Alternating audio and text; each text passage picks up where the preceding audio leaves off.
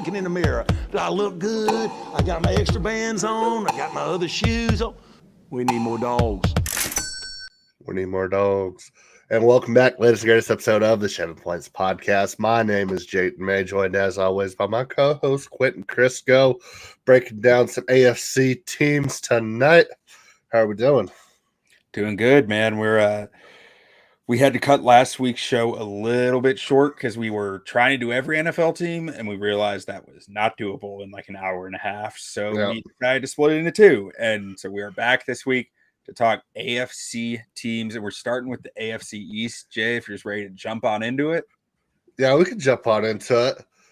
If you caught the end of last week's show, I had to just go in on the Bills real quick.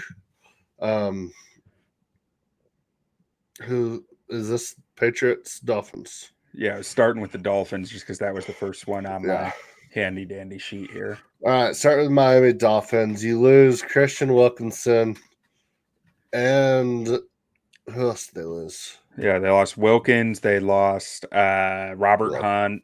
Yep. And Jerome Baker. Yeah, so they start out going Chop Robinson out of Penn State. I liked him. I thought he could have gone a little bit later though. But I really, really like this kid out of Tennessee. They got Jalen Wright. He was my favorite running back in the draft. You put him in that backfield with Mostert and Achane, like just speed everywhere. I mean, he might only get 5 to 7 touches a game, and we might see 60 to 70 yards out of him with those touches with a couple of touchdowns. Like, very dynamic player. So I love that pick for him.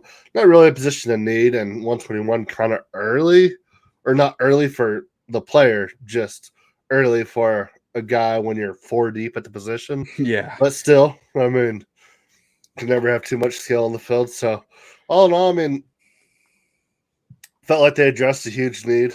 First round, getting Chop Robinson, Patrick Paul out of Houston, second round. I think that was a fine pick. If that's your guy, that's your guy.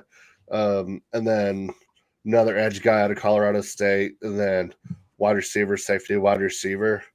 I think they did all right. They're kind of – they got talent all over the place on that team. It's a make it or break it year for Tua. So, I mean, I think they went high upside here and went position to need early on. So, I mean, I'd say B- just because a trade back in the first probably would have been a better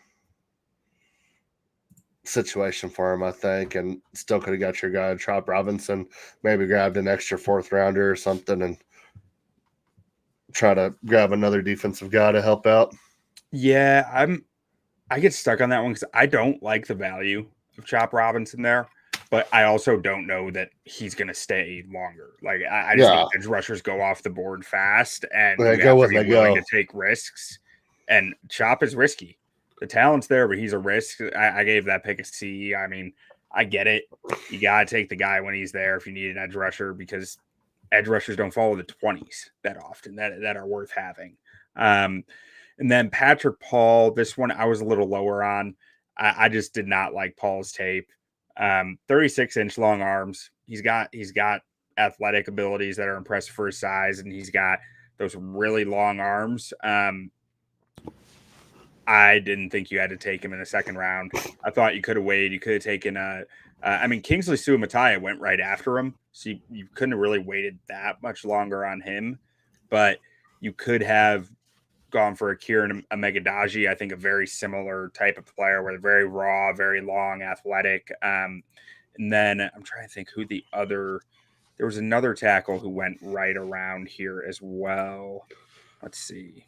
The kid from Yale. 55. Blake Fisher. With Blake Fisher still on the board to take Patrick Paul, that's a pretty major sin to me. I think Blake Fisher was a much stronger prospect. And Grant, it's my opinion, right? Like, we'll see how it works out in a few years, but I thought Blake Fisher was a much more polished prospect, even though he is still raw. I thought there was a lot more to work with there. Jalen Wright, love that pick. Mo Kamara, edge out of Colorado State in the 5th round. I think that's good value. Kamara, he might be able to contribute from day one. I'm not sure how strong his upside is, but to get a day one contributor in the fifth, I'm for. Malik Washington, I thought was a really strong pick. There's a lot to like with him off the field and on the field. Transferred from Northwestern to Virginia last year, became the motor of Virginia's offense in his first year there. There's a lot to like within that. And then I don't know anything about Patrick McMorris, so I can't really speak on that. But Taj Washington, he was a favorite in the USC offense. I think that's a strong pick in the 7th round. So, I mean, why did he fall so far? Because he's slow. Oh, he's faster on the field than he is on the in testing, which I'm not exactly sure how fast he really is on the field. I only watched 1 or 2 games of him, but he was you didn't watch the USC last year? I watched a lot of USC. I just wasn't paying attention to Taj Washington. I was paying attention to Caleb Williams, my friend. But Caleb loved Taj. Like, Taj was his favorite target, it seemed like. So I think there's something there, but I'm not sure how much the upside is. I'm probably giving this. I really like the value they got from on day 3, but I just really don't like the day 1 value. I'm giving this a C+. About the same. Yeah. Now on to the New England Patriots, the new home of one Mr. Drake May. Yep, Drake May at 3. We both like this pick. I mean, I think we both had him over Jaden Daniels. And then I love Jalen Polk out of Washington. I know you weren't nearly as high on him as I was. I like him a lot. I think getting them at 3 and 37 is like the poor man's version of Rome Odunze and Caleb Williams at 1 and 9. And I think bringing in a top flight rookie with your rookie quarterback is never a bad idea. So I really, really love those first 2 picks. Then going to get the right tackle out of Penn State. Need some offensive line help there. I don't know much about Caden Wallace, but he's probably a guard. Is he a guard? Okay. Probably. I mean, he might be able to stick a tackle, but I think he could do well at guard. I think his upside at tackle is probably just like average at best. Yeah. And then I really liked that Javon Baker kid out of UCF. I thought he was Javon Baker. Javon. What did I say? Javon. Oh, Javon Baker. Yeah, I know. I liked watching him a lot. But one of the most interesting picks here is Joe Milton, probably one of the most talented guys in the history of the NFL, arm talent wise. Incredibly inaccurate. If this dude can pull a Josh Allen to where he gets more accurate as he enters the NFL, which apparently Josh Allen is the only one I can think of that's done it in recent history, he could take the job or have a very, very long career in the NFL, because I don't think anybody throws a prettier ball than Joe Milton. But I don't think anybody knows where the ball's going when he throws it, including Joe Milton. But he's fun. He's going to go out to training camp, and people are going to see this kid, and they're going to be like, holy shit, we got this dude at 193? And then he's going to get some snaps in the preseason, most likely, and they're going to be like, oh, we wasted our 193rd pick on this guy? So get ready for the Joe Milton experience, because it is very, very fun. And then the Florida State tight end in the 7th. I don't have much to say about that. But all in all, I'll give this one an A-. I love the May Polk combination. I love doubling down on a highly talented QB in the 7th. So I like a lot of what they did here. Yeah, and like we'll discuss in a couple of weeks, we both think their defense is going to be very strong. And to basically just go straight offense I like that a lot. Yeah, when they took Polk, receivers that were still on the board, I mean, they started to really come off. A.D. Mitchell was still there. I kind of understand passing on him because you're not sure how much you want to take a risk on a receiver with a rookie quarterback, and some of the off-field questions were there for Polk. I mean, Jermaine Burton, same. Off-field issues. I mean, not same. Jermaine Burton were louder, definitely. But so I kind of understand reaching for Polk there. I am going to knock him for it because I mean I had a 3rd round grade on Polk. I liked his game, but I do think there is some limitation within it. Really, I think he's a watered down Romo Dunze, where his strengths are a little less and his weaknesses are a little louder. But there's definitely I think he's versatile. I think he can play a multitude of roles there. He played in all sorts of roles in a pro style offense at Washington. So there is plenty to like. I just think that was a little rich for him. Same with Caden Wallace. I thought West this was Texas rich. tough. Yeah. Jalen Polk, former Red Raider. Caden Wallace, same thing. I thought this was early for him. And Grant, you're talking about a pick in the 3rd round, 68. That's pretty rich for a guy who I'm not sure was this high on anyone's board. Like his consensus rank was 129. Now maybe NFL boards he was higher. Who knows? But all I can do is go by my board and the consensus board, and to me that one is a little out there. Layden Robinson, this was another reach, but this was one I can get behind because with Caden Wallace, I feel like you have a high floor, low ceiling guy. And same with Polk. I feel like you have a high floor, low ceiling guy. Layden Robinson, I think, has a chance to be a really, really good NFL offensive guard. He has all the traits that you look for. There's a lot to polish still, especially in pass protection. But man, he's big, he's strong, he's athletic. Javon Baker, another high upside guy. I think that's great value at 110. Marcellus Dial, I didn't watch any of him, so I can't speak to that. Joe Milton, I heard a really interesting thought process as to why they took Joe Milton. For fun. Looks good in shorts. No, for Drake May. So a lot of times a rookie quarterback, especially one who has a fire hose for a right arm like Drake May, is going to come into camp really confident, thinking they can squeeze the ball in anywhere, and he's not going to have the strongest arm on this football team. No, he's going to be watching Joe Milton trying to squeeze a ball into areas that he just can't, and say, "Huh, I guess I can't try that throw." Hey, if that's what it takes, that's what it takes. And then Jaheim Bell, I was fine with him in the 7th round here. I mean, this is about where I had him graded. So some folks were higher on him than I was. I think he's a gadgety tight end, which typically doesn't have much of a role on NFL rosters. But if he can carve out a role at a 7th round contract, I think that's a fine pick. Overall on this, I'm going to give them a C+. A B. I'll give him a B just for the Drake May pick because that's good value. Like getting the 2nd best quarterback at 3 when the 3rd best quarterback went at 2. That's just luck, but that's going to help your grade. If it's multiple choice and the right answer C and you picked C just because you did eeny, meeny, miny, mo, you still get a B, right? Yeah. Or you still get that answer right. Yeah, so I'm giving them a B. Grade.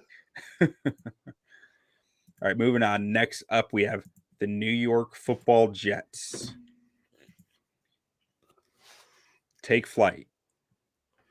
Meow, meow. Bow, bow, bow.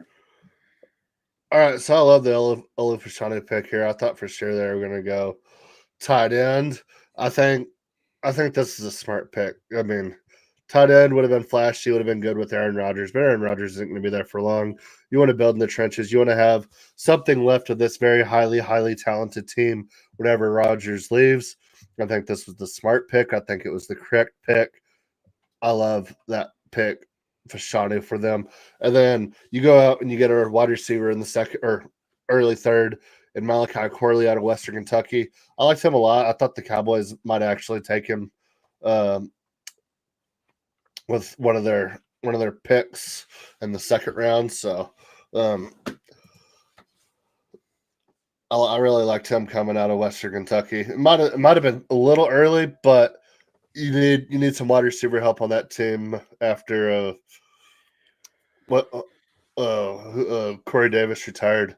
Corey Davis famously drafted before Patrick Mahomes. Nobody talks about it. And then you have Braylon Allen out of Wisconsin. I like this kid a lot. Highly talented out of Wisconsin. Typical Wisconsin running back. Downhill guy. Kind of slow.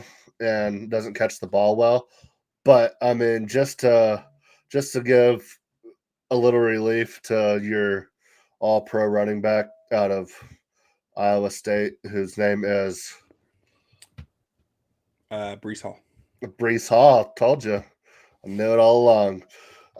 Yeah, just to give him. I mean, I think he's the perfect complement there. Especially if you're on like a 12, 15 play drive, get him in there, get him 3 or 4 carries. He's not going to lose yards. He'll get you 3 to 5 yards. And so I love the Braylon Allen pick. Jordan Travis out of Florida State, though, what could have been, should have been, would have been if he had stayed healthy. Would we have seen his team win a national championship with that defense in Florida State? I think he's a smart kid. I don't think the talent is crazy by any measure, but hey, historically, if you come in after Rodgers, you're at least going to beat the Bears twice a year, so he's got that going for him. I don't know much about the South Dakota State running back Isaiah Davis. Some people were really big on him. I don't know much about him either, though. Yeah, and Quantez Stiggers, is that Canadian Football League? Oh yeah, Quantez Stiggers out of the CFL. Can you get? I didn't know you could draft out of the CFL. Yeah. Oh yeah, you can. If he's ever been drafted by the NFL, I guess he can get drafted out of the CFL. Yeah, you have to. That if you've never entered the NFL draft, that's the way to get in the NFL. So is he from Canada? I don't know his background actually. Like, did he go to the CFL instead of college? He might have just been a Canadian kid. A lot. No, he's from Atlanta. Is this the dude who's like 33 or something like that? Pretty old. Who? No, he's 22. 22. Okay. So, did he go to college? He went to Lane College. Huh. So small school. Lane College. Probably a junior college. His father's death caused him to enter into. Oh yeah, okay. I remember hearing about this kid.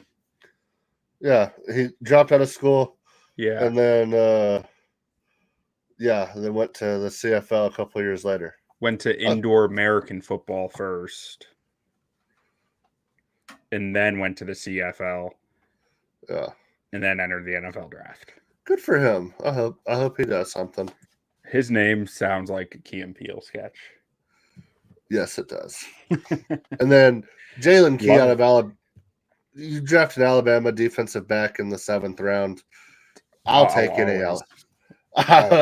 any Alabama defensive back in the 2nd round. So all in all, I mean, I love their 1st round pick. I love what they did to try to really beef up that offense. I think their defense is going to be pretty solid again. So I'm going to give them just a flat A. Man, I look at this. I hate the Malachi Corley pick. I had him well over 100 on my board. I did not. And people loved his tape. I didn't like it.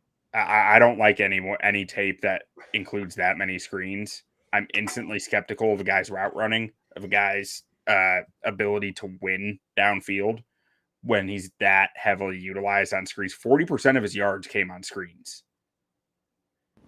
The next closest percentage over the last 2 years was like 27 in the draft. Sounds like he should have gone to Kansas City. I guess so. He could have been Sky Moore number 2. But so I'm going to hit them heavy on that one, especially when like you are a team with Aaron Rodgers at quarterback, his offensive coordinator there, his guys are there to keep that locker room in control, and Jermaine Burton's still on the board, who's probably a top 5 receiver in this class. This is the Jermaine Burton spot in my mind. But they already have Jermaine Burton. They do.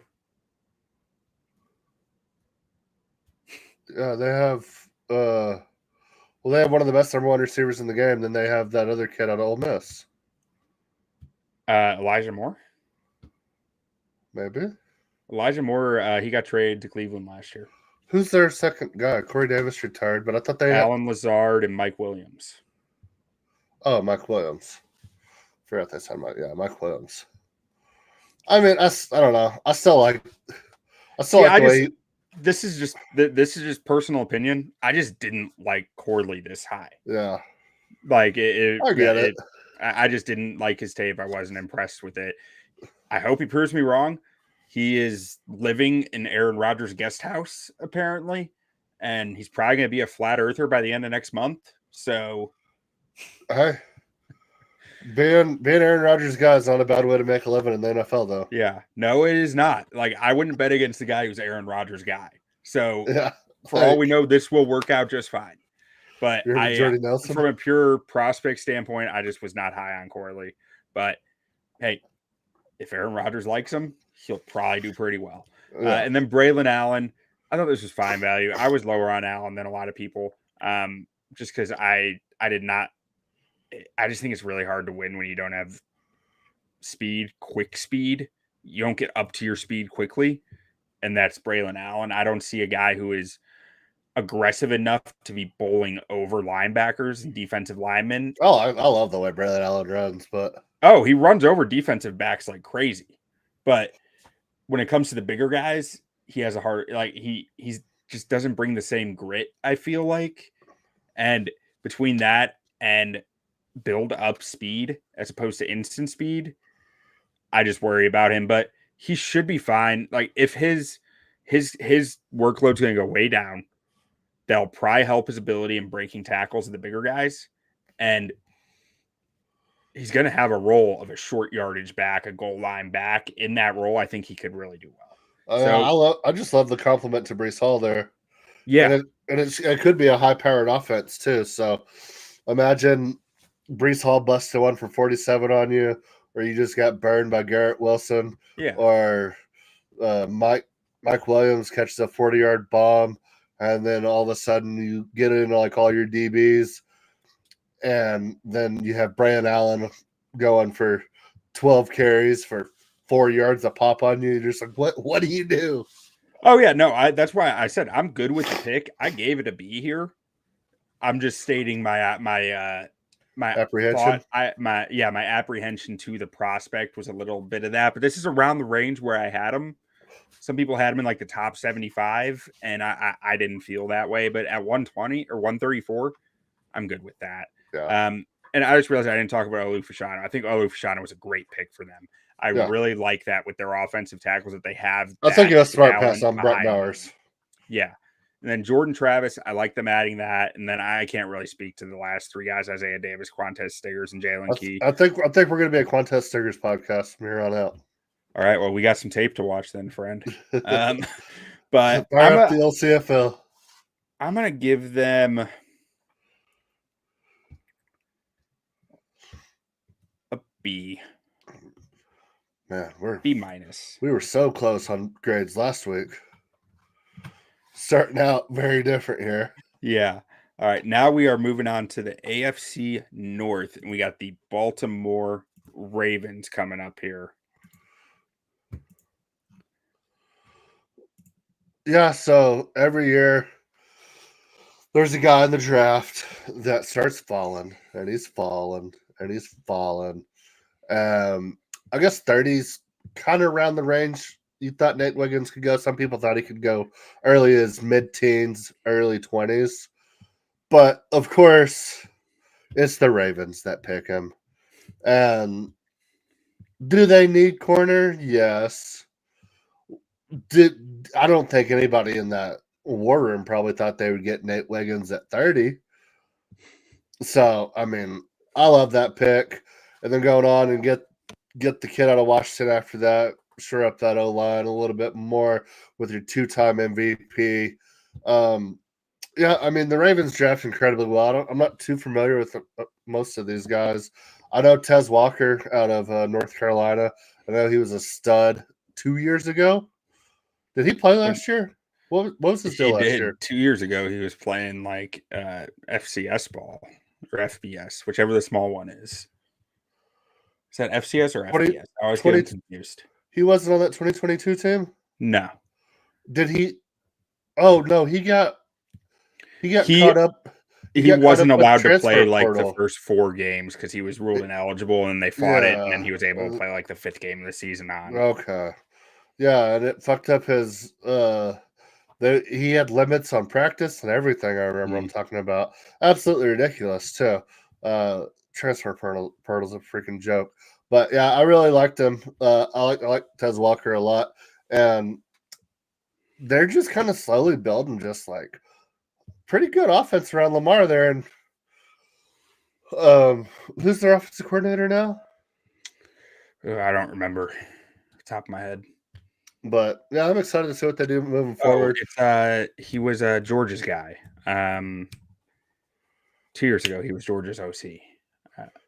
Yeah, I can't remember his name. I can't remember his name either. Devin Leary out of Kentucky. I liked him. Where was he at NC State before Kentucky? Yeah, NC State. I liked him at NC State. Didn't really like him that much at Kentucky. But hey, he's not Lamar. So that's interesting. But yeah, we'll see what he can do. I don't know much about the Ali kid out of Marshall, but I think it's a solid draft. I mean, Ravens are up there with like the Cowboys as far as draft success, a top 5 in the league type of team. Usually always do fairly well. So I'm just gonna give them a solid B here. I think they killed it with the Nate Wiggins pick. After that, I think they just took a bunch of the guys they liked, and I think they did perfectly fine. Yeah, I love the Nate Wiggins pick for them. I think that's a strong one at 30. The value is just easily there. I think he was cornerback 1 or 2 on our board. So like, I mean, there's a lot to like with. Yeah, I had him behind Terrion Arnold. Yeah, it was him and Terrion Arnold neck and neck on my board. So like, it was I forget who ended up. I quit on 3. Yeah, or wait, no, yeah, it was. I'm sorry, Quinyon 1. Terrion was 3. Wiggins was 1. Quinyon was 2. Terrion was 3. But Rosengarten, love this pick. Love it for them. I really like Rosengarten. He's not the power run blocker that you would expect Baltimore to go after, but his pass protection is chef's kiss. He is really nice as pass protection. I don't think we're going to see the ground and pound run game out of them. I think they're going to try to keep carries off of Tractor Cito until later in the season. I wouldn't be surprised if we're only seeing them not run the ball, but run the ball with what's his name? Why can I not think of names tonight? Tractor Cito. Yeah, Derrick Henry. Derrick Henry, there we go. Yeah, I wouldn't be surprised if we were only seeing Derrick Henry get 8 to 12 carries a game through the first 8-9 games of the season. Yeah. Maybe another running back getting 8 to 9 as well. But then come mid-November, early December, Tractor Cito season, baby. Yeah. And then start running the ball more. But yeah, I wouldn't be surprised. I think they're going to come out passing the ball this year, and I like what they're doing on offense. And we love Lamar. We weren't doing podcasts when he was drafted, but you would have had some takes from us that would have aged very, very well.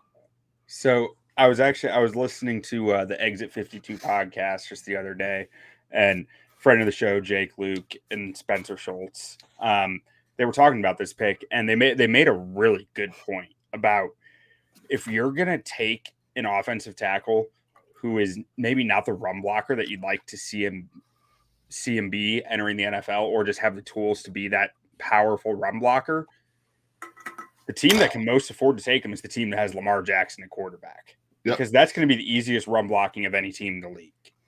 Mm-hmm. So I really like that fit for them there. Adisa Isaac, I was a little lower on the consensus bit, 93. I think that's the right value. That's where he makes sense. So I'm good with that one. Tez Walker, another guy I was lower on, but again, 113, that was about the right slot, I thought. He's very raw, but he's fast and he's got the frame. But there's not much that he does well except for go routes right now. So he's just a clear out guy. TJ Tampa, this might have been one of the biggest steals of the draft, I thought. I did love him. he was number 58. Yeah, this dude is long. He's got reach for days. He's a Harbaugh guy. Yeah, I mean, in the right scheme, he has a chance to be a really good corner. And Harbaugh has shown Harbaugh and his defensive coordinators have shown a willingness to adjust to the players. And Iowa State has to. very sneakily just been killer on defense the last like 4 years. Yeah, like this is a guy. If you adjust your defense to the players, you can absolutely find a role for him to excel in. So I like that. I can't speak much to Rasheen Ali or Devin Leary. Nick Samick, there's some film to like there on center. This is a really deep center class. I like taking a shot on a center in the 7th round in this class. How is their center doing that they took? He's been good. He's been good. Okay, I figured. Linderbaum, yeah, and Snoozy Kane. I can't really speak to him, but all in all, I mean, I'm giving this draft a B+.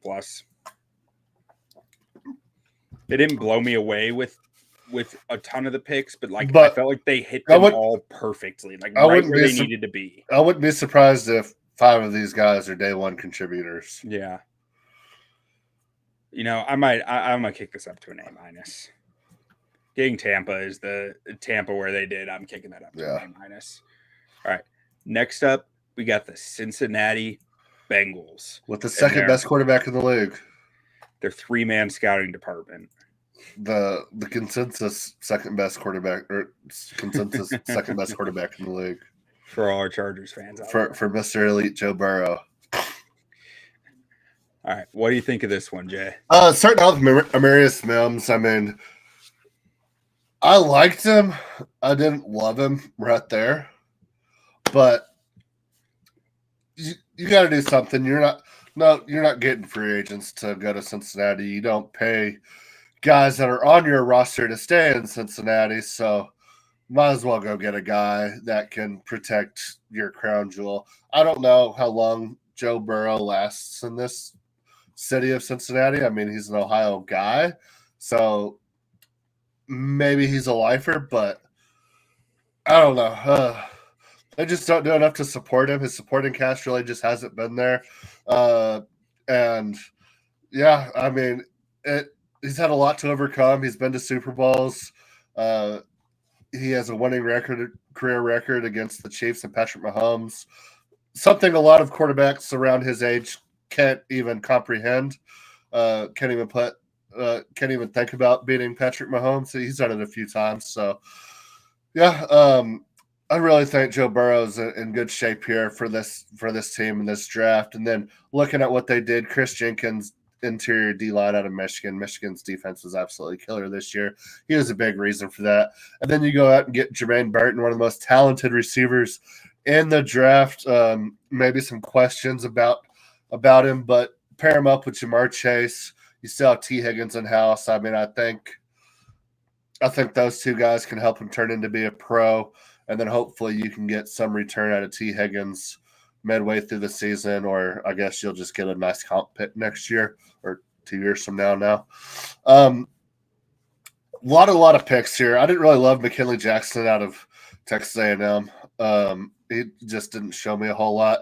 I don't know much about Eric All, but it's an Iowa tight end. And you can't convince me that taking Iowa tight end is a bad move.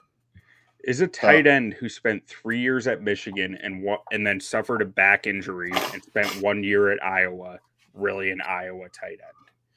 I don't know. I just see tight end in Iowa, and I'm like, good pick. Okay. Josh Newton. Who's Josh Newton? I know that name. TCU. Not TCO, as the graphic says. Okay, I was like, where do I know this guy from? Because I don't know what TCO is, but that makes sense. He is TCU. Tanner McLaughlin out of Arizona. Arizona had a great year last year. They're going to have another great year, I think. I really like that quarterback they have down there in Arizona. So I don't remember seeing much Tanner McLaughlin, but he was on a good team. Back-to-back Ole Miss picks. Don't know much about him. And then it's all about the U to round it out. Matt Lee. So in the first round, Amarius Mims. I really like this pick for them. Mims is high risk. There's no question about that. Picking at 18, though, a lot of the tackles were already eaten up. They really wanted to tackle. I think betting on Mims is something I'm all for. The dude They've is an drafted alien. fairly well here lately. He's too. a freaking alien, man. He's Yeah. not real. Like his progression from like really limited snaps and injury relief last year to like his game started this year, it's just like it's a completely different player. Like how you progress that much in one offseason is just insane to me. Chris Jenkins, the mutant. I love this dude. I had a first round grade on him. I think an absolute steal at pick 49. Jermaine Burton, I think this is a good team to take the risk on him because they have an established locker room. They have a winning culture. I like that pick for them here. McKinley Jackson, I thought this was a huge reach. I mean, there weren't a ton of nose tackles in this class, so I think that's why they reached for him. But I didn't see enough on tape to really love it. I do like his burst. I think he has some solid burst for a nose tackle that you don't find all that often. But I mean, I thought somewhere in the 150s is probably where he was going. Their big old white dude in the middle is holding out. What's his name? I can't think of any names tonight. I'm getting over being sick. Cincinnati Bengals, big ass white dude, plays defensive line. You know who he is. He's all pro. You talking Trey Hendrickson? Yeah. Oh, he's a speed rusher.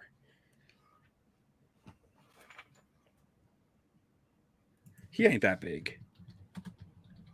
Bigger than me. I thought he was DT. Do they have a DT holding out? I don't know. I'm gonna be tripping. Yeah, it's definitely Trey Hendrickson holding out. Why did I think? I've been sick the past 3 days, and for some reason as soon as you said that, I was like, "Wait, you're right." I don't know. I guess I was just thinking Geno Atkins for some reason.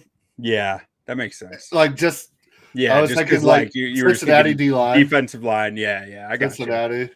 But yeah, I guess he's holding out, so that'll be tough for him. But yeah, I don't know why. I'm sure they'll figure something out. Yeah, I just heard Cincinnati D line, and then didn't they have another big time D tackle? Yeah, DJ Reader left. DJ Reader already left. Okay, that's going to be a big impact to him. But Chris Jenkins, I really like him to fill the shoes. Yeah, like DJ Reader was a guy who I thought about comping to Jenkins, but Jenkins isn't quite a nose tackle like that. Hopefully, he's better than Mozzie Smith. He has such a moldable frame. I think he could be if they want him to be.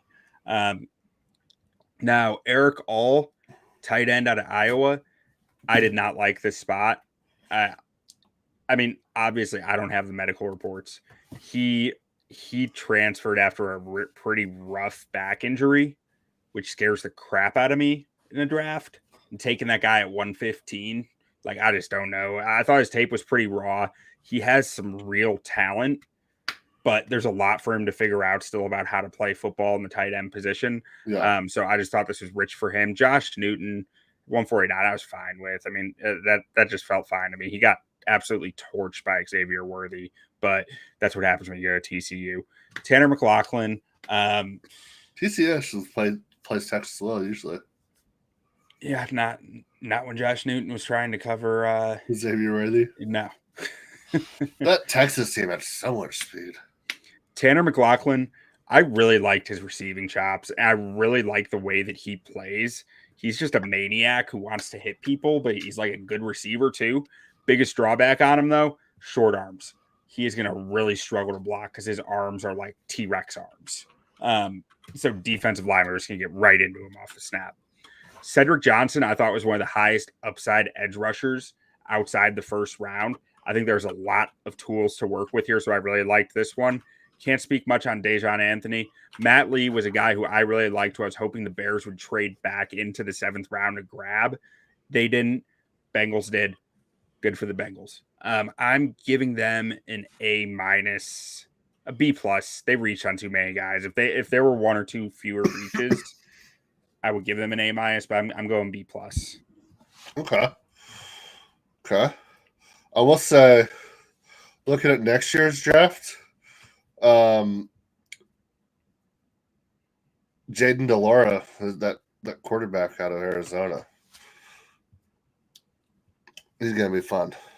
What did you get the Bengals? B. All Cleveland right. Browns. Cleveland Browns. Man, if this team had a quarterback. Cleveland, the city of dreams. Pancake Yeah, if eating this team had a motherfuckers. quarterback. Oh, man. So, starting out, no first round pick. That's okay. Who had their first round pick? Texans still? I guess. Probably. Probably the Texans for like the next decade. But getting Michael Hall out of Ohio State, I thought Michael Hall was great at Ohio State last year. One of the bright spots. What was supposed to be a really good defense for him. Fun note on Michael Hall. He played around 280 at Ohio State.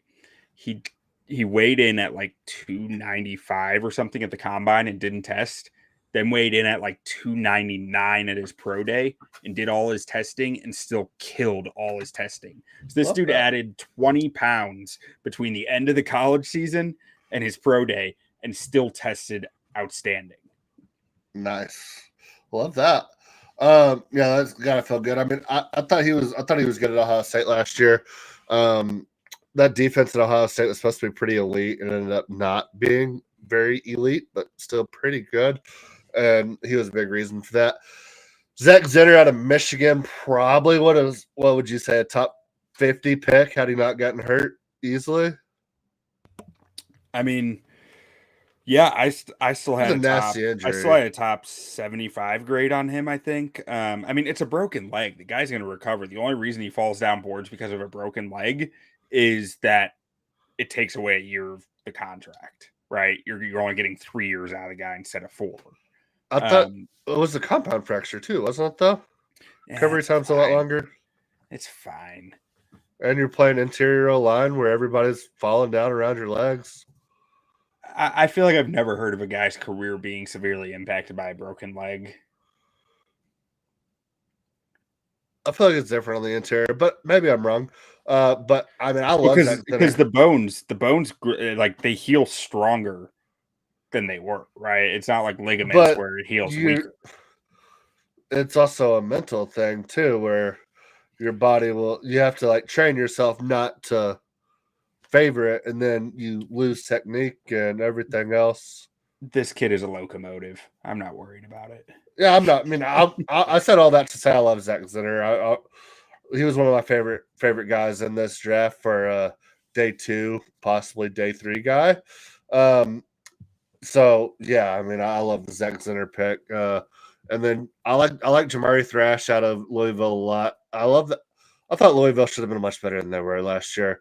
I think they started out 8-0, and then ended up losing 3 or 4. Very, very talented team. I loved watching Jamari Thrash. Don't know much about the linebacker out of Mississippi State, or South. I don't know much about those last 3 guys, but yeah, I like their first 3 picks a lot here. But not having first round pick hurts, and not taking a chance on a quarterback somewhere here where I think we had some talented guys. Like I think Spencer Rattler's extremely talented, and not to take a shot on him or the kid out of Tennessee, Joe Milton, that we were talking about. Just extremely, extremely talented guys that you could have got 5th, 6th, 7th round when a retired Joe Flacco had to carry you to the playoffs last year. Just try. Anybody who has any questions at quarterback that doesn't take a chance on a quarterback is crazy to me. So yeah, take some shots. Yeah, I mean, look at San Francisco taking Purdy at Mr. Irrelevant, and now he's their starting quarterback. Like, I don't think they took Purdy with the idea that this dude will ever see the field for us. But I mean, if you think he has even the slightest bit of talent, you have to take a chance. And not doing that when you have a guy like Deshaun Watson who has proven nothing after you sacrificed everything. If you could salvage that with a 5th round pick, 6th round pick, that can give you a decent chance to win, which Deshaun Watson really hasn't done for you. It's crazy to me. So for that, I got to give him a C+. Have I ever told you my conspiracy theory with the Brock Purdy pick? I don't think so. So I'm pretty sure this is easily debunked and just flat out wrong because, like, there's reports that Kyle Shanahan really did love Trey Lance, but Yeah. I'm ignoring that because it's more fun to ignore it. And I'm saying that ownership and John Lynch wanted to get wet, right? People pay to get wet. That you need a big move. You need a big splash move. Flash. John Lynch, ownership are coming in hot saying, we got to move up. We got to get our quarterback. And Kyle Shanahan sitting there go, give me McCorkle Jones. I love Mac Jones. Heck yeah. And they laugh at him and say, no. We're taking someone fun. And they take Trey Lance, and he's just steaming the whole time.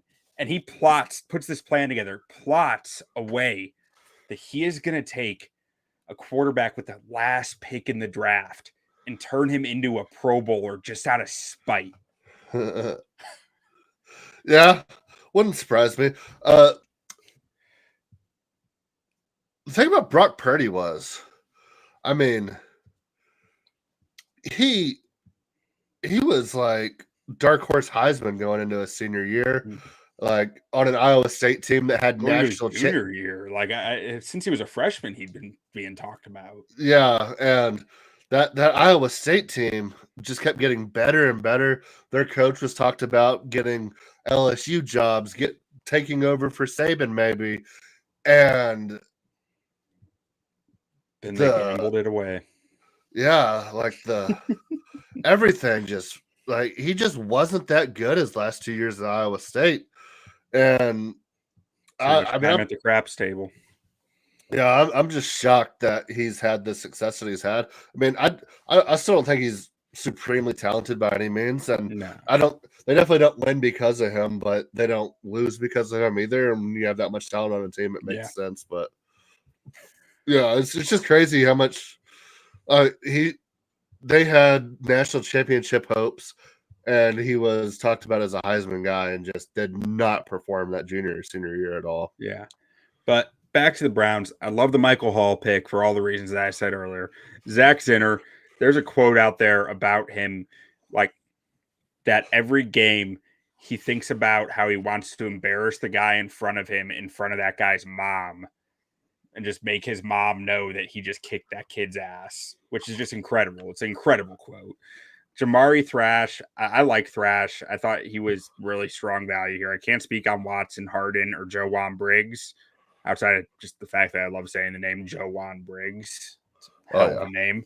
But ultimately, I'm going to give them a B because I like the value a lot, but I agree with you. I wish that they could have gone up and taken a shot on quarterback somewhere. So that, and the limited draft capital is always tough for me to grade, but I'm gonna give them a B there because I thought they got really good value for the few picks that they had. Yeah. Now we're on to the Yinzers, talking some Steelers, home of Justin Fields. Oh yeah. So Steelers just went out and said, we're going to build us a bully. And the Troy Fautanu, followed by Zach Frazier, that's making a statement. Mm-hmm. And I don't know if they're going to keep running Najee Harris out there, who somehow just keeps getting slower. I saw something on Twitter today that the Cowboys might trade CeeDee Lamb for Najee Harris. Oh, yeah. Yeah, I've been hearing all about that for weeks now. Cowboys are going to trade a first-round pick for Najee Harris. Cowboys are going to trade CeeDee Lamb for Najee Harris and the rookie last year. I can't think of names today. The wide receiver. George Pickens, yeah. Cowboys are going to trade CeeDee Lamb and Dak for I'm like what? I don't know which side is making Yinzers are wild, man. Yinzers are wild. I don't know if it's Yinzers making up the rumors or it's like you have two of the biggest franchises in the sport with storied success and a storied rivalry that you can say anything about either one of them and get interaction, and it's probably just like a Bills fan and he's like, nobody talks about my team, so I want to make up rumors between the Cowboys and the Steelers. But it's like they're always outlandish claims. But anyway, Troy Fautanu, Zach Frazier. I love both those picks. I mean, I want to give them an A+ just for both of those. I really wanted Zach Frazier so bad as a Cowboy.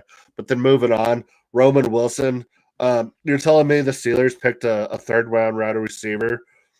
Yeah, he's going to be a stud. Steelers, as long as the guy's drafted like after pick 65, he's going to be a good wide receiver for the Steelers. If they pick him in the first or second round, probably not going to be very good for him. But so yeah, I just expect him to be a stud. Then they go and draft his brother Peyton Wilson out of NC State right after.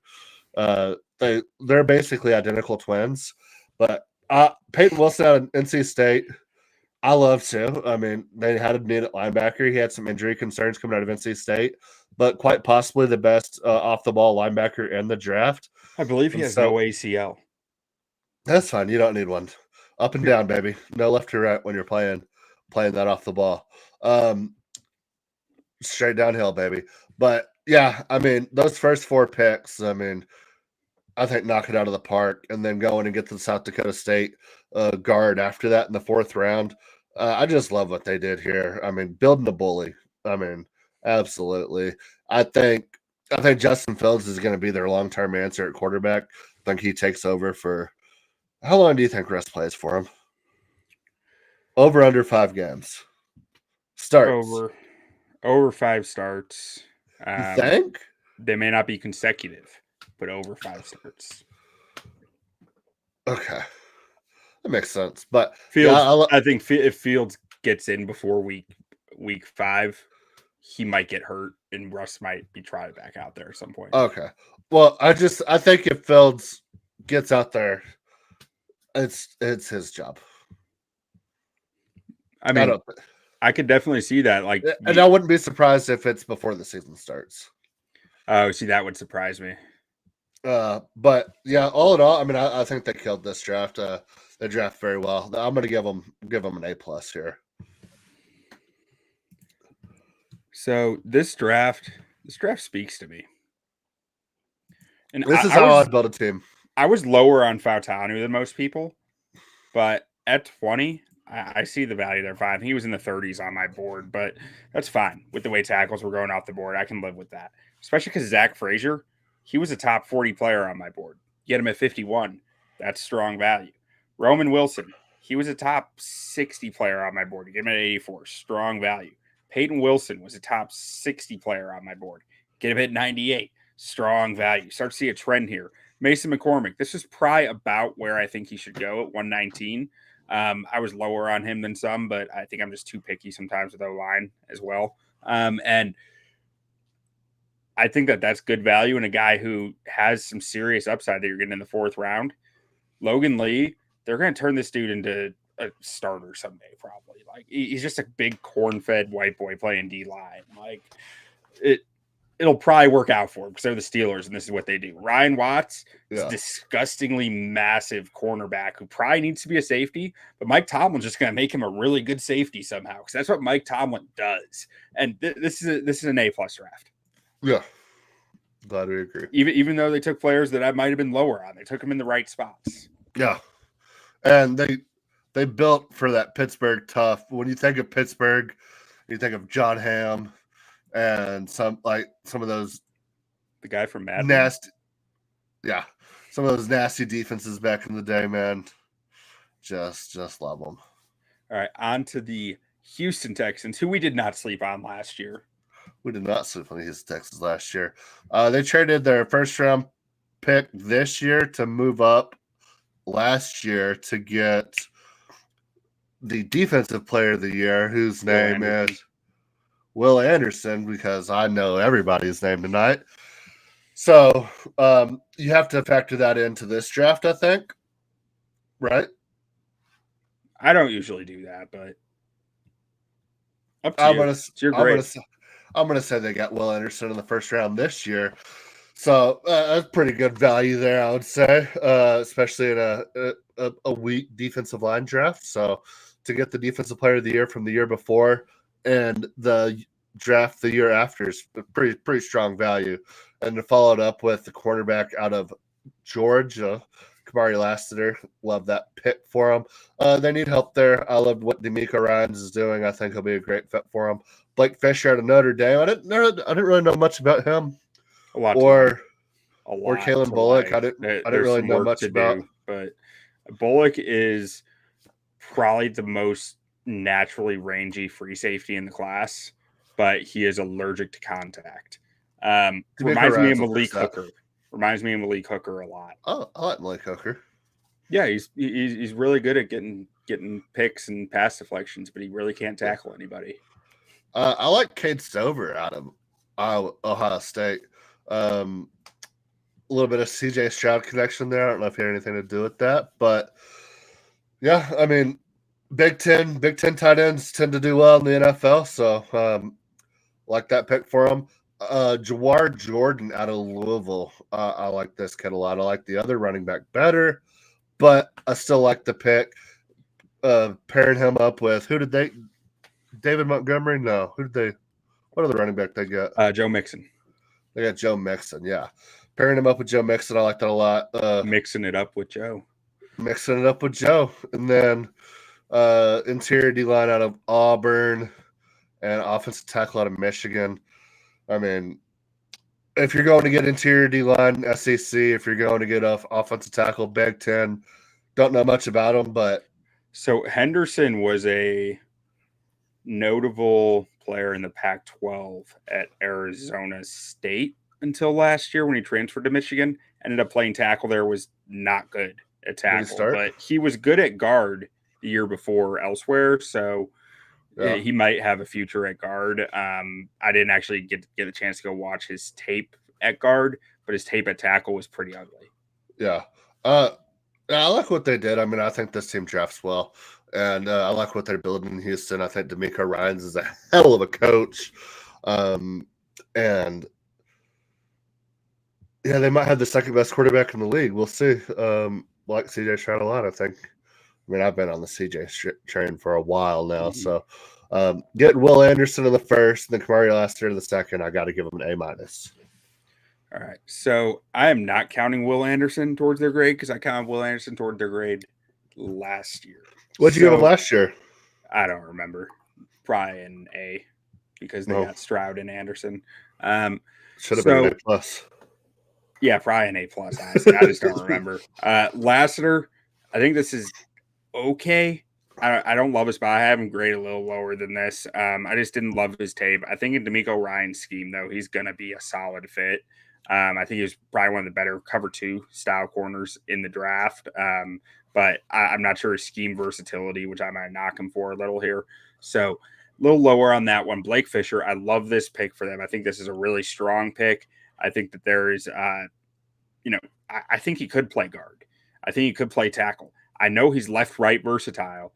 He was one of the youngest, I want to say true freshman, one of the only true freshmen starting left tackles for Notre Dame in the last 30 years or something. But then he got injured. Joe Alt came in, and he never got the job back. He went to right tackle. So he can play left tackle. He was slated to play left tackle. I love that versatility. I think he's got the frame that he could play guard if you needed him to. I just think this is a really strong pick for them here. Kalen Bullock. They have a good line too. Yeah, iffy. They have a good left tackle. Very good left tackle. And their scheme is very O-line friendly. And I think if Kenyon Green can stay healthy, they just keep getting better and better. We've been saying it for 3 years now, so. Well, it got to happen once. Yeah. Kalen Bullock, I think this is a good value for him. I think that he is – you just can't teach that type of range and instinct on the back end. So if you have it, you got to take the guy. I think that's a good pick for them. Cade Stover, good value here at 123. He was in my top 100. And outside of that, I can't really talk to any of these guys aside from Marcus Harris, who I'm not sure if he's going to be able to stick in the NFL, but he does have a bursty fit first step that could carve out a role somewhere on the defense if he can make the team. But he's really slight, really small, going to get washed out in the run. But the fact that you can see a path to him sticking in the league as a 7th rounder, that's fine. That makes it a good 7th round pick to me. Ultimately, I think I'm giving them a B here. Because I really like these 3 picks: Fisher, Bullock, Stover, but I don't feel like they're ludicrous value. Like, I don't feel like they got any major steals here. I just felt like they consistently did just par to above to like they just shot par overall. Yeah. Because I don't want to give them birdies on any of these, but they were just they were right. So that's a B. All right, so on to the Indianapolis Colts, and evidently I really love the AFC team drafts. I haven't given anyone a C yet in the AFC. I think we're gonna have one coming soon. I hope so. All right, starting out, Latu was all over the board for everybody. Injury concerns, you didn't really know where he was going to land. End up being the first defensive player off the board. I mean, talent-wise, it's there. So if you love him, go get him. That's how I think about it. A.D. Mitchell out of Texas, speed for days. Pairing him up with Anthony Richardson. Just keep him on the field. Apparently, he had some off the field concerns, I guess, and that's why he fell like he did. But talent's there. I think that's an absolute steal of a pick if he can stay on the field. Then I don't know much about the center or the tackle they took. Anthony Gold at Oregon State. Oregon State had a pretty good offense last year. Anthony Gold had a big part to do with that. Then safety. I do love the idea of doubling up on positions of need. They did it at DB and wide receiver. I always love that strategy. And then 3 DBs actually, getting Micah Abraham out of Marshall, and then the Lalu. I wonder if he's related to Latu. Probably both from Utah. Either both from Utah or both from Hawaii, one of the two. Yeah. But no, I like the draft. I think it's solid. I think they did a lot to help support their young QB, help out that defense a little bit, get them some offensive weapons. Love what Anthony Richardson did last year when he was healthy. So I'll give them a B minus. B minus it is. And so with this, I'm conflicted on Latu, but ultimately I have to give him a good, probably a B on that pick because they want to win now, and Latu is the win now pick. I think Latu is going to be awesome for a few years. I think they should have found a way to get Bowers. Maybe, but maybe I'm good with this pick for them. As long as they think they're in the win now window, and they do, I think that's fine. A.D. Mitchell, I think, is an absolute highway robbery here. I don't know the off-field issues that well. I think a lot of it rooted back to him being a diabetic and his temperament when he's not, getting the right food and taking care of himself right. So you probably need someone sitting there making sure he's taking care of himself right. Yep. But I mean, his stats suck. Let's just make that clear. His stats freaking suck, but his tape is ludicrous. This guy gets open when he wants to get open. It's that simple. He's that clean of a route runner. He's that gifted of an athlete. 5 college football playoff games, 5 touchdowns. That's the best stat I could give to explain his tape. When he wants to get open, he gets open. He was at Georgia before Texas, right? Yeah. And then Matt Gonzalez out of Pitt. I thought this is quite a reach at 79. I did like his tape. He's coming off a knee injury that does make me hesitate some. He's not much of a run blocker, but his pass sets are very clean. I think there's something there to work with. So I like the player. I don't like the value here. Tanner Bortolini, I thought this was a little bit of a reach, especially with some of the other centers who were still on the board, like Hunter Norzad. But Norzad stuck on the board until the 6th round. So, I mean, there must have been something more there. Bortolini's younger. Bortolini has some guard versatility, but so did Norzad. I don't really get why Bortolini went ahead of Norzad, but he did. I liked Bortolini enough. I was thinking somewhere around 130 maybe for him, but at 117, the value's fine there. Anthony Gold, I think he's going to be an interesting kick return, punt return guy, especially with the new kick return rules. He's got speed to take the top off the defense, really slight frame, but his speed should carry over well. And then I can't really speak to Carlos or Simpson or Abraham or Laulu. I'm going to give this one a B+. I like that. That's going to be a fun division next year. Yeah. All right. I can finally give a bad grade because we are on to the Jaguars. Jaguars. Because this one was rough in my opinion. Yeah, so I love Brian Thomas, actually. I know you didn't like him as much as I did. I thought 23 was right for him, though. Okay. Yeah, I absolutely love that pick, especially with when you might have the second best quarterback in the league. Definitely better than some of the other quarterbacks in the league. Talking about a guy who went on the road to elite talent. No, it wasn't on the road. Never mind. At home, comes back from a historical deficit and a playoff game to win. Really, really like that. So you want to go support him, and I haven't done a great job supporting him so far with that supporting cast there. So yeah, go get the guy who runs straight down the field with your golden arm quarterback. Is never a bad situation to be in. Followed up by Mason Smith. I thought this was a reach. But they kind of need help everywhere. So I mean, if it's your guy, it's your guy. I mean, that's what I always say. But they're going down their board, taking a kicker in the 6th. I mean, I just feel like there's better places to find kicker. And then the running back out of Texas, Keelan Robinson. Well, he was their 3rd running back on the roster. You have Travis Etienne. I mean, interesting choice. Yeah, to say the least. Miles Cole might have the most upside out of anybody on this list if he can learn how to play. If he can learn how to play football, just a freak of nature. You think a 6-year senior is worth that bet, though? Is Miles Cole not the dude who's like 6'6" that runs like a 4.4? Oh, he is, but he's been in college. He's had 6 years of learning football, and he still isn't. Yeah, but a 7th round pick. Yeah. I got 6-year seniors who still don't know how to play football scare me. Yeah, but just a freak of an athlete. Yeah, no risk. In the 7th round. Risk there in the 7th round. Yeah. So I don't hate that. I mean, I like the idea of like we're just gonna stay in the South. We're gonna draft LSU, Florida State, Missouri, LSU, Ole Miss, Texas, Arkansas, Texas Tech. Just like we're not going above the Mason-Dixon. Like,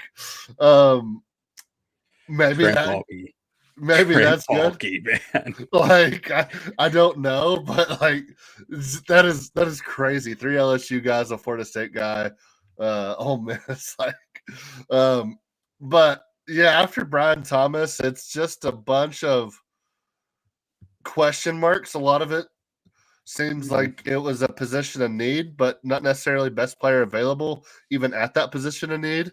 So, yeah, I'm just going to give him a C- here. I do see a path where a lot of these guys can contribute.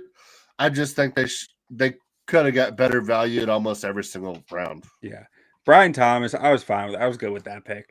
Mason Smith, I like Mason Smith a lot in this class. I had him around 75 on my 70, I think, even on my board. So this wasn't an outrageous reach to me, but considering like your top 50, that just hurts a little. Like Mason Smith, incredible talent, but also a lot of risk there in that pick with his injury history. With, he's still a very raw football player because he hasn't played a lot of football because he's been injured. But I do like the player a lot. I don't like the value of 48 though. Jerry and Jones, I thought this was quite a reach. Javon Foster, again, I thought 114 was too rich for Javon Foster. Jordan Jefferson, this might have been one of the bigger reaches of the entire draft. I feel like Jordan Jefferson here was them saying like, screw it, we already took one LSU guy, let's take another one. And then they took the wrong one because they should have taken Mekhi Wingo. But that was their 3rd LSU guy.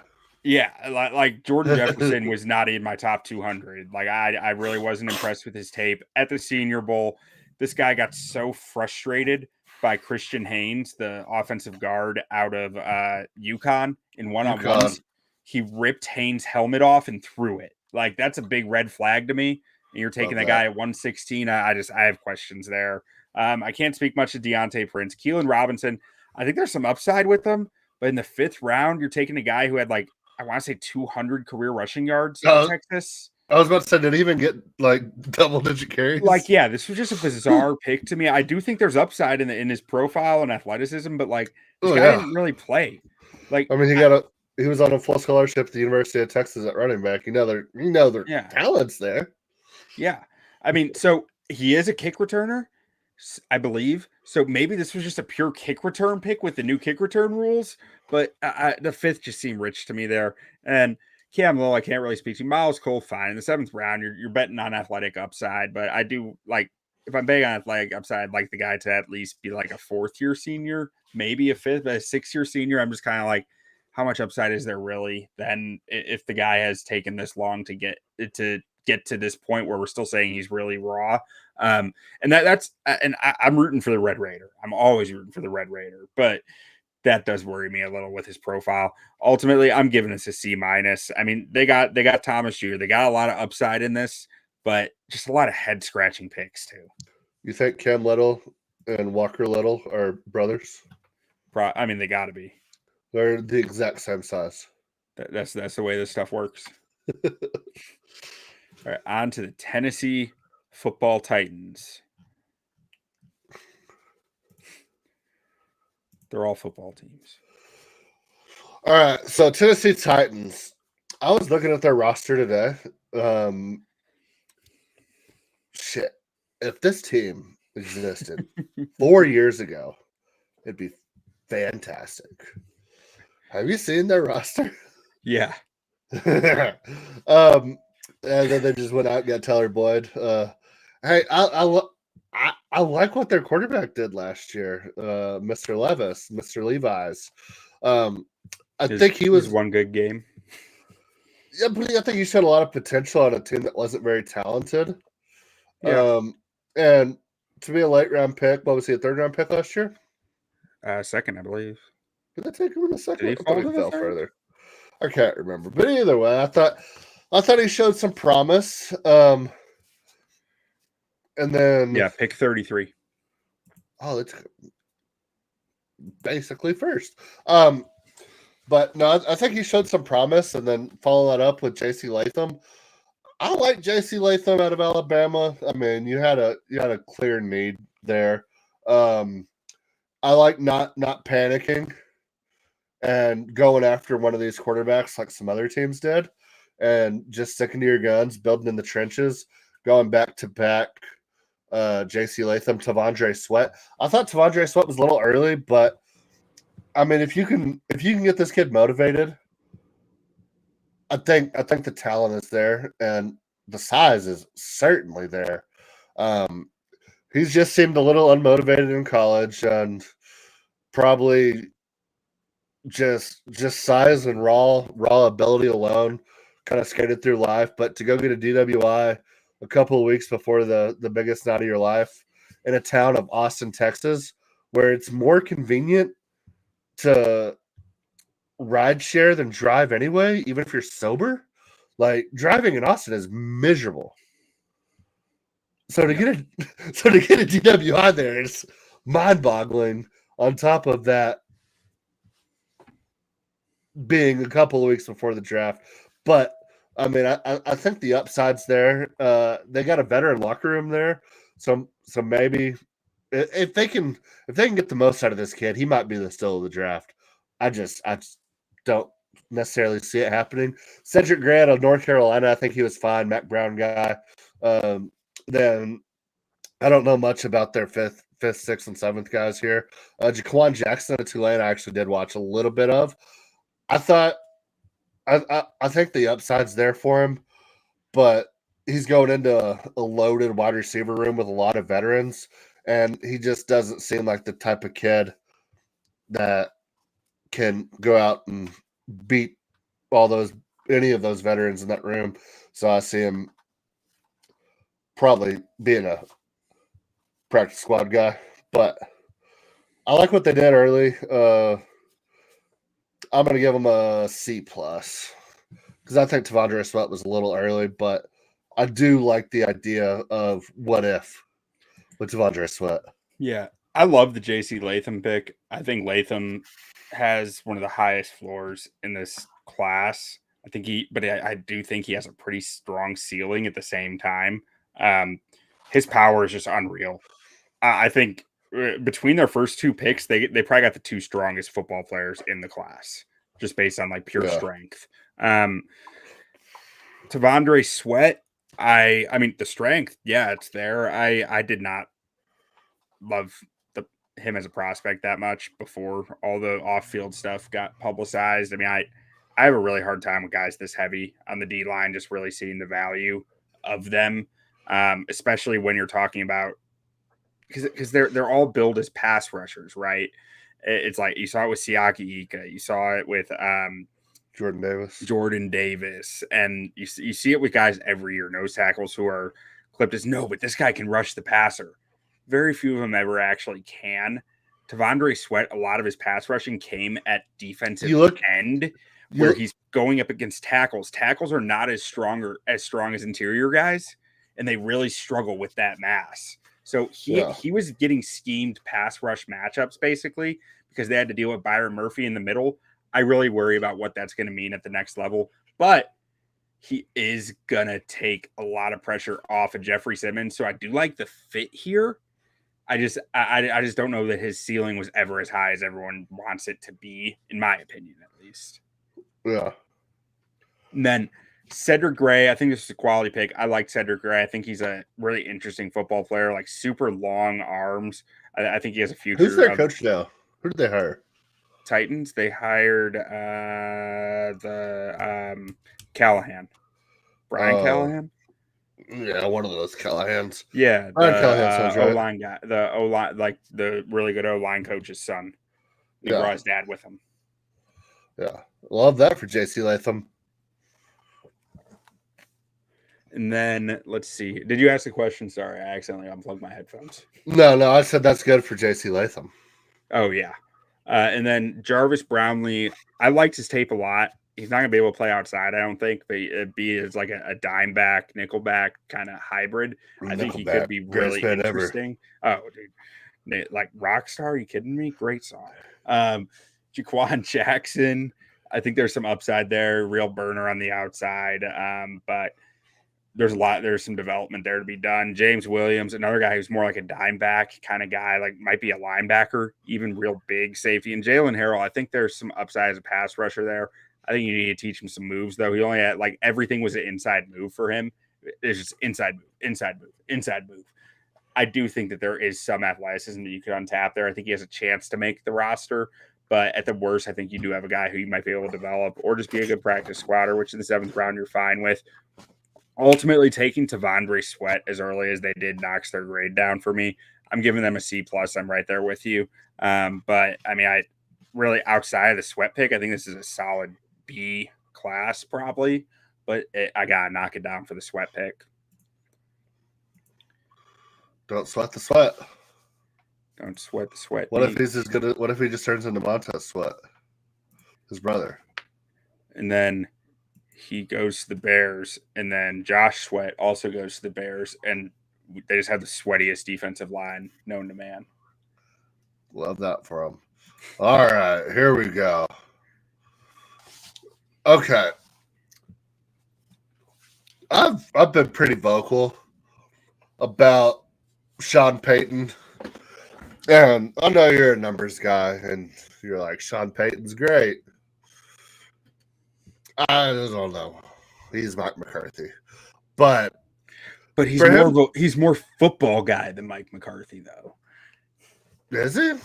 Oh yeah. He's a red ass through and through. Mike McCarthy looks like he just has a sandwich in his pocket. Hey man, I'll eat a pocket sandwich any day. What are you talking about here? Are we shaving pocket sandwiches now? Is that what we're doing? You're right. That's not fair.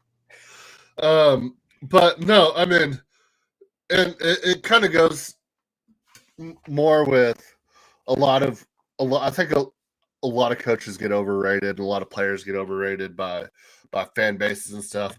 I mean, saying he's Mike McCarthy isn't necessarily an insult. I mean, Mike McCarthy is like top 5 all time in double-digit wins in a season.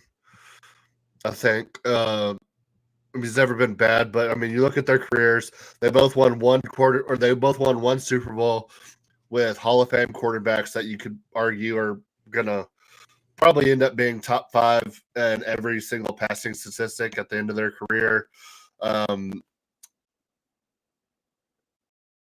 And you say all this to say that after the draft comes out, you have to get Adam Schefter to just PR your way out of this pick and just start posting some of the most like nonsensical things I've ever seen in my life. Like Wait. shocked.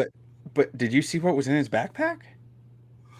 Oh, yeah, he's a football guy, huh? All he had was football things in his backpack when he's going for an audition, tryout, interview for a football team. I mean, they were shocked that he didn't have his ballet slippers in there, I guess. I don't know. It's like, what did you expect to be in that backpack? Like, what are we talking about here? And then Bo Nix was always number 1 QB on our board, but we didn't rank any of the QBs. They were all arbitrarily put on the board because they didn't want anybody to know that they actually loved Bo Nix that much. If they did, Sean Payton might be the worst hire of all time. Not only do you give up picks to get him out of retirement, he runs off your quarterback that wasn't performing by any means that you just traded the franchise away for. But Bo Nix, we're talking Bo Nix here. Like, we give a lot of shit to Michael Penix. Michael Penix did what Bo Nix couldn't do, and that was beat the opposite person. I had Penix a whole round ahead of Nix on my board. Yeah, I mean, we trashed the Michael Penix pick and said that he's old, all this. He's younger than Bo Nix. Like, Michael Penix at Indiana was better than Bo Nix at Auburn. Michael Penix at Washington was a hell of a lot better than Bo Nix at Oregon. Like, what are we doing? Bo Nix? Bo Nix? But do you remember his first college game ever? The legend. I don't remember that game. I don't know if I want to talk about it. It was one of my first nights in Midland, and we had a dude driving up and down the interstate shooting people out of his car, and it was a huge ordeal.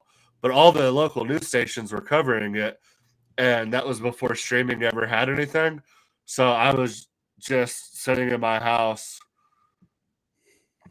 not worried about what was going on outside because I was really nowhere close to it. And I understand the need for coverage and all that. But give me an option to watch the game. I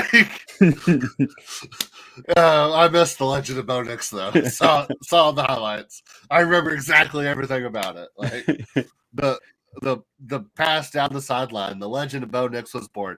That was 6 years ago. This kid's 24. Yeah. Yeah, it's an F. I mean, I like Troy Franklin, but it's an F. Yeah, I mean, I gotta take a look because I gave the Falcons an F, and if I need to see what else the Falcons did again. Did I say that? I think I said that the Vikings took Michael Penix, which was wrong. But yeah, I like what the Falcons did a lot more, or I like what the Broncos did a lot more after the Bo Nix pick than what the Falcons did after the Michael Penix pick. But I mean, I love Audric Estime. I love Troy Franklin. I think the kid out of Missouri, the corner, Abrams, very, very solid. But Bo Nix. I'm with you. I gotta give this an F. I mean, Bo Nix and like Jonah Ellis, I wasn't very high on. I think that he's more of a college star, NFL. Like he's just gonna be there. I don't know that he has the elite tools to really win on the edge at the NFL level. And Troy Franklin was a steal. I think Estime was a strong pick. But when your strongest picks are 102 and 147, and you had 3 other picks within there, it's got to be when you're picking top 15. Yeah, I mean, like, I think you could threw a first round pick out the door and then use a second or a third round pick on a guy who I have serious questions about. I'm just not sure I can give anything but an F there. I mean, I would have been okay with Spencer Rattler there over Bo Nix. Yeah. Like, all right, we are on to Kansas City. All right. I'll never question Andy Reid, Brett Veach, this Kansas City team. They found their guy in Xavier Worthy, and somehow they convinced the Bills to basically just give him away. I mean, you look at the trade chart and you're like, oh yeah, the compensation is about adequate.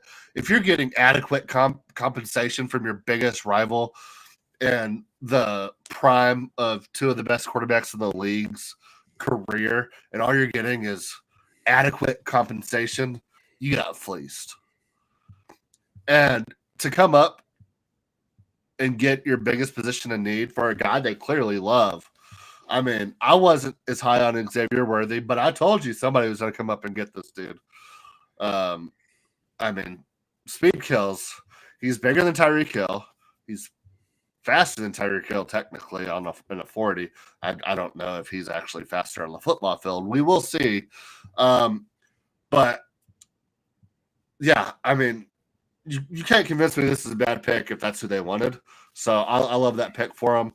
I didn't know much about the tackle out of BYU. Penny Sewell's cousin? Is it? Yeah, he can jump out of a pool. Jump out of the ocean.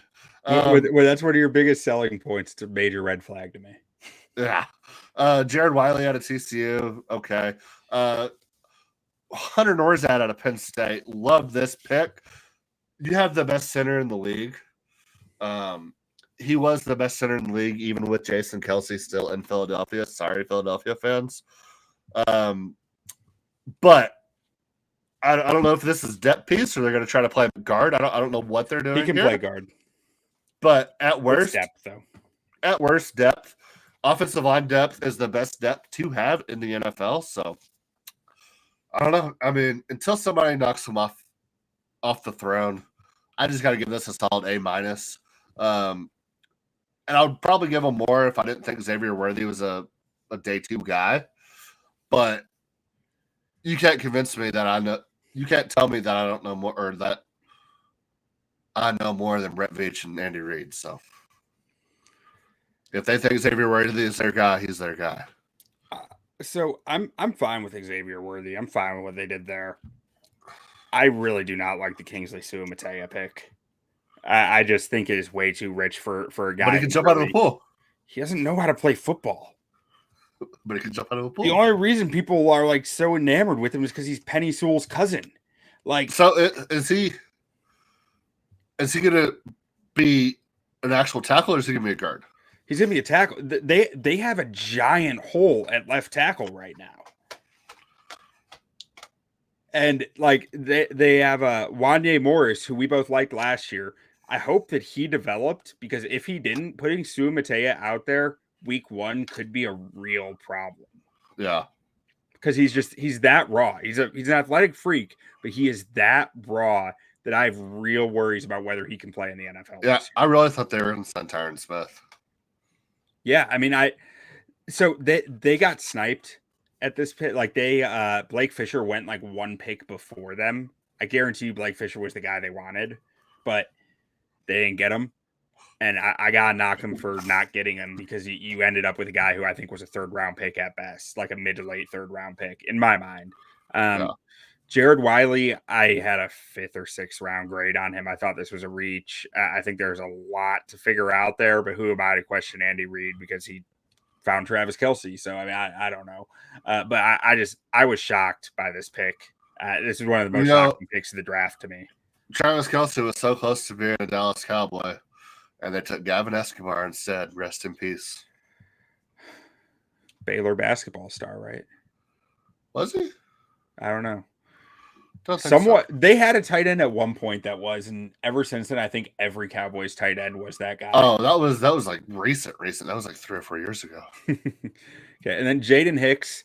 I thought this is about where he belonged. I think he's a bit of a tweener. He's a linebacker playing safety, and he got really hyped up in this draft cycle, and I really don't understand it because he's not very good in coverage. He really just lacks instincts out there, I thought. But he smacks people in the mouth. Maybe that's why he got hyped up. But I really worry about him in coverage. But at 133, I think that's fine. I think Spags is going to find an interesting role for him because it's Spags and that's what he does. Norzad, I thought this was a huge steal in the 5th round. I can't speak on Haddon or CJ Hansen much, but ultimately, to me, I'm looking at this. Xavier Worthy, I'm okay with. Sue Matea, I have issues with. Wiley, I have issues with. Hicks, the value's fine. I just don't like the player that much. I'm giving them a C-. I just really don't like this draft. Everyone else seems to love it, and I don't call Brett Beach right now and tell him that I have somebody who's smarter than you on the phone, and he says you're bad at your job. I never said that. I said I don't like his draft class. Those are two very different things. I can dislike his draft class and still think he's good at his job. Well, he's not going anywhere anytime soon, so. Because for all I know, he hears that and he might be thinking, well, shit, I didn't really like it either. We got screwed out of a bunch of our guys. Yeah, except Xavier Worthy. This feels like a draft to me where they went up and got their guy in the 1st round and then they missed their guy every pick after that until like the 5th round. Yeah. And they were just like, well, we just got to take the highest ranked guy on the board. Who is that? Maybe they just love Wanya Morris. Hicks. That's Kingsley Suamataia. Like, maybe what? Maybe they just still love Wanya Morris. Maybe they do. I hope they do. I loved Wanya Morris last year. I thought he was a solid developmental guy. Maybe after seeing for a year, he's in a really good spot. And maybe Suamataia is just really them saying, we don't like Jawan Taylor as much as we thought. We got to get out of this contract. But I just didn't like the value of a lot of these picks, or the value was fine. I didn't like the player outside of Norzad. Norzad, I love that pick. So what over under right now before ever seeing a preseason game, ever seeing him step foot on the field with Patrick Mahomes? Let's go over under receiving yards for Xavier Worthy here. What's the number? No, I'm telling you to create a number. 649.5. Ooh, I might take that over. Let me look it up. I was going to say 800, 850 and a half. Yeah, I would take the under on 850 and a half. Really? In that offense? I think he's a clear out guy. He's opening stuff up for everybody else. I don't think he's going to see the same amount of catches as everybody else. I think that he is a respect our speed threat. I can't find any lines on him yet. I don't know, man. With the question marks about their guy from last year, Rashee Rice. Question marks about him coming into the field, and just with the way Mahomes just develops these relationships with young guys that want to put in the time, I wouldn't be surprised if he can go over 1,000 yards his rookie year. But I think he's going to be a high touchdown guy. I think he's gonna have double-digit touchdowns his rookie year. It'll be interesting because he really didn't face much press, and I wonder how much he will face. Because you're right, they have Hollywood Brown now too, so that's interesting because they have 2 clear out guys. A lot of speed. Scott Moore. He could go over. I mean, Kadarius Toney, he was. I just good think once. I think Worthy's high risk in that bet though, because I can see a wide variety of outcomes there. You know, Yeah. I don't feel like he's as safe a pick as some other guys might be for an over. We'll talk about it a little bit further on, but what do we think about George Karlaftis coming into the season? He's fine. I Solid starter. I think he's about to blow up. Maybe. I mean, I don't know. I feel like they play a lot of base end with him, and he has a lot of run check responsibilities, which kind of impacts. If they change that role for him, then he might blow up. But I feel like he has a lot of run assignment. You know who's pretty good on that team that nobody really talks about? Pat Mahomes. Yeah. Everybody wants to talk Chris Jones. Everybody wants to talk all this. Pat Mahomes drafted after Mitchell Trubisky in that draft back in the day and never gets brought up. All right, let's get to the Raiders. we talk about it enough for everybody else. Okay, so Raiders, you spent a high first round draft pick last year on the running or the tight end out of Notre Dame, whose name is Michael Mayer. Michael Mayer, I knew that. And followed up with Brock Bowers. I mean, I don't hate it as far as just like they're both studs, but dude, it's you got this team is gonna be from like the 1950s. Like yeah. they are gonna be wild. Who's their running back now? Is it going to be Dylan Laub? No. They signed somebody, didn't they? Zamir White, I think. Oh, they already had Zamir White, didn't they? Yeah. They just kept him. Mm-hmm. Okay. I've got him on my dynasty team. Very good. But yeah, I mean, I don't like Brock Bowers. Something about him. He runs goofy. I don't know. Doesn't pass the eye test for me.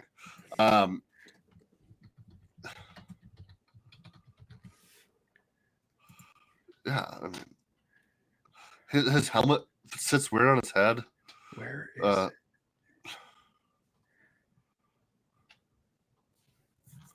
I gotta find the picture.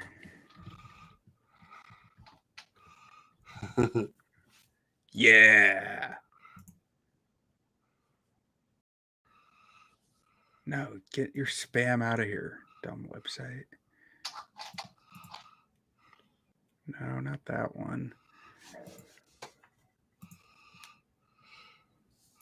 Yeah. Most awkward picture in existence. I love it. Yeah. I mean, God. This is after Gronk lost 40 pounds. It's not even the size. It's like his hands. Like, what's he? They're just very bizarre. But it's awesome. I love it. Gronk's just a specimen, man.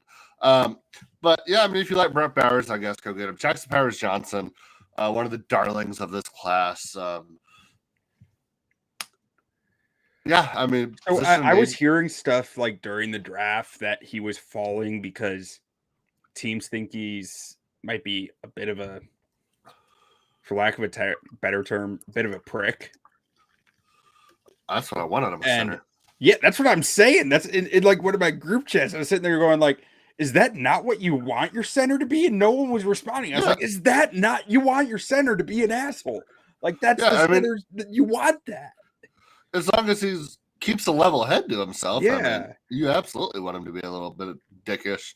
And then the kid out of Mississippi State. Hold on, I got this. Decamarion Richardson? Yeah, I think it's Decamarion Richardson. Richardson. Yeah, I actually liked him out of Mississippi State. I watched him a little bit last year. And then Tommy Eichenberg out of Ohio State. He was the high volume tackle guy, right? He led the team with tackles. He's an old school linebacker. He's fun. Yeah. He's fun. Yeah. He's got like just enough coverage instincts that you feel really good about him because he can stack and shed. And he like throws his hat in the run fits like nobody's business, but does just enough in coverage that you're like, that dude can play for me. Yeah, and then one of my favorite late round running backs taken was Dylan Lab out of New Hampshire. I love this kid. I really thought the Cowboys might take a flyer on him, but I mean, all in all, I mean, it just depends. I guess. Ed Reed's nephew at Air Force. Oh, Trey Taylor? Yeah, Ed Reed's nephew. Air Force. So he probably wasn't that good coming out of high school. I guess not. I mean, he started to become a bit of a darling down the stretch there. People being like, "This dude's fun." Like maybe he just wanted to go to Colorado, and the Buffs were just not having it, so he went to the Air Force instead. maybe. But yeah, I mean, I guess this just depends on what you think about Brock Bowers. I was never super high on Brock Bowers. I mean, when was the last time we saw like an early tight end, consistent top tight end on TJ the board? Hawkinson. Yeah. What was that, 5 years ago? Yeah, something like that. And he was honestly a disappointment. Like, I mean, the Vikings traded him before his rookie contract was up. He's a good tight end, but like, it's just really hard to live up to that as a tight end. Yeah, and usually the best tight ends are the guys that come into the league knowing how to block well and kind of develop more into a route runner, pass catcher. I mean, but then you have your like Travis Kelce's that maybe takes him 3 or 4 years to develop, and then but once he gets it, it's there. So I firmly believe tight end is the most difficult position to evaluate outside of quarterback. Because colleges don't use they don't teach these kids anything. None of these tight ends know how to block. Like if you go down and sit down and watch the tape for college tight ends, none of them know how to block. I think that's almost why embarrassing. Iowa puts up good tight ends because they're just like basically another tackle. They're like the most athletic tackle on the team, and they're like, "Oh, you can catch. We're gonna throw you at tight end." We might Michael Mayer didn't know how to block last year. People said he did, and then I flipped out his tape. I was like, "This dude has no idea what he's doing. He's just hitting people." Yeah, I mean, I just don't love first round tight ends. I mean, remember when Cincinnati used to take a first round tight end like every other year? Yeah, Tyler Eifert. And then Jermaine Gresham. Mm-hmm. But yeah, I mean, so for that alone, I got to give it a C+. I mean, I just don't. And not only do I not love a tight end in the first round, but immediately after you took a tight end in the first round, like if it would have been the Colts in that situation, glaring position of need, young quarterback, build around him, then I could get around it more. But I mean, this team just needs more than a Brock Bowers at 13. Dude, this team believes they can win this year, and they are just going to run the most like grinding brand of football that we've I love their coach. I love Antonio. It's going to be wild. I love Antonio Pierce, but I mean, look at your division. Like this is like full circle of saying like, oh yeah, you want to make your teams light, you want to make your defenses light in the pants. We're just gonna run it down your throat over and over and over, and then run play action with our double tight ends. Like it's just insanity. How does that work out after you go for a 13-minute drive and you're like, oh, we're wearing down this defense? Then Patrick Mahomes scores in 3 plays. And then you're like, oh, well, we'll just run it down their throat again and go for another 13-minute drive. And then your offense is absolutely exhausted. You have 1 3-and-out. Patrick Mahomes goes down the field again. Then you have 1 more 3-and-out. Patrick Mahomes goes down the field again. And then what went from being a 7-7 game late in the second quarter turns into a 35-14 game midway through the third. Hey, I'm not saying it's good. I'm just saying I'm really interested to watch it because it's going to be like the ultimate extreme opposite of what the NFL has become, and it's going to be interesting. For this draft class, I mean, I think I'm giving him a C+ on this. I love the first 2 picks. You know what? I mean, I'll even give him a B-. I mean, I'm with you on tight end value, but Bowers is just different. And he is. His burst for a tight end is just different. And I don't know if that means it's going to work or not, but I'm cool with taking that bet. Is really where I'm at. Because the burst that he has, you just don't see it from tight ends.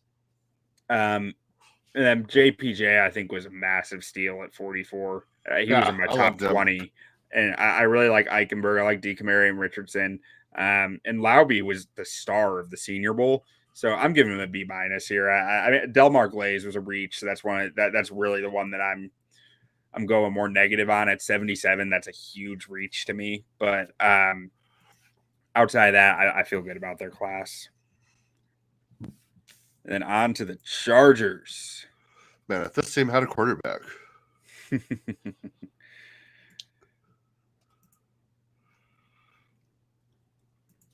Yeah. What do you see? All right. I mean, I see. We talked about it a little bit before the draft, and Harbaugh is a great coach. Historically, hasn't drafted out of the world. I mean, he's done well to find guys on his team and bring out the most out of those guys on his team. But you look at some of these guys early on that they took. Joe Alt, I mean, consensus, probably number one tackle on the board for most people. Pairing him up, bookend with Rashawn Slater, who I was banging the drum for in the draft that we took Micah Parsons. I might be cooling on that take now. Micah Parsons is it was pretty good. So he gets the job done. Yeah. So I love that pair in there. And then to follow it up with Ladd McConkey, we both love Ladd McConkey coming out. And he's going to have opportunities immediately in this offense after getting rid of their 1 and 2 wide receiver in the offseason, not really replacing them at the same time. And then getting his guy that he recruited out of Michigan, Junior Colson, who I like, but off the ball linebacker here at 69 in that division. Nice.